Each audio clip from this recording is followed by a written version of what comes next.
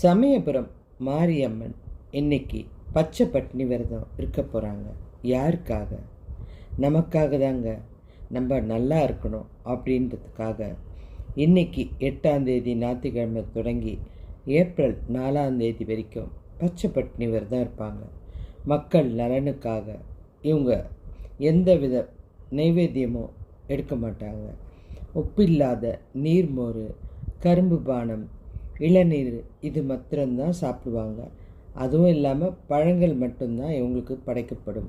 இவங்க யார்கிட்ட விரதம் இருக்கிறாங்க? மும்மூர்த்திகள் கிட்ட தாங்க. மக்கள் நல்லா இருக்கணும் அப்படின்றதுக்காக இருக்காங்க.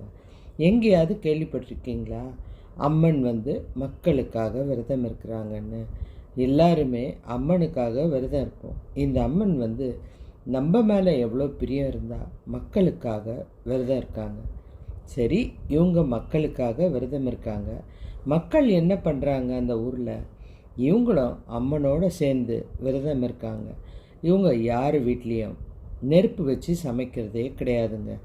அதோடு இல்லாமல் வீட்டை தூய்மைப்படுத்திட்டு அம்மனுடைய புகைப்படத்தை வச்சு தினமும் பூஜை பண்ணுறாங்க.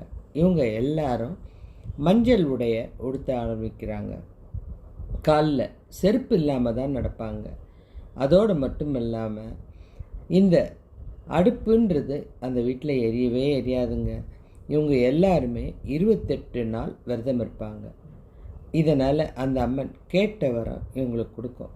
இந்த விரதத்தில் முதல் விஷயம், இன்றைக்கி 8ஆம் தேதி ஞாயிற்றுக்கிழமை முதல் பூச்செறிதல் விழா நடக்கும். அடுத்தது 15ஆம் தேதி ஞாயிற்றுக்கிழமை 2வது பூச்செறிதல் விழா நடக்கும். 3வது 22 ஞாயிற்றுக்கிழமை 3வது பூச்செறிதல் விழா. அப்புறம் 29, அப்புறம் 5ஆம் தேதி. இந்த 5 தடவையும் பூச்செறிதல் விழா பயங்கரமாக நடக்கும். எல்லா ஊரில் இருந்தும் மக்கள் இந்த அம்மனை பார்க்க போவாங்க. ஒரு அம்மன் பச்சை விரதம் இருக்குதுன்றது எவ்வளோ பெரிய விஷயம். அதுவும் நமக்காக மும்மூர்த்திகள் கிட்ட இருக்கிறது அதை விட பெரிய விஷயங்க. இந்த பாக்கியமெல்லாம் எங்கே கிடைக்கும்? நம்ம நாட்டில் மாத்திரம்தாங்க கிடைக்கும். அந்த அம்மா நம்மளெல்லாம் அவங்களுடைய குழந்தைகளாக நினைக்கிறதுனால குழந்தைங்க நலனுக்காக அம்மா பட்னி இருக்கிற நாள் தான் இது.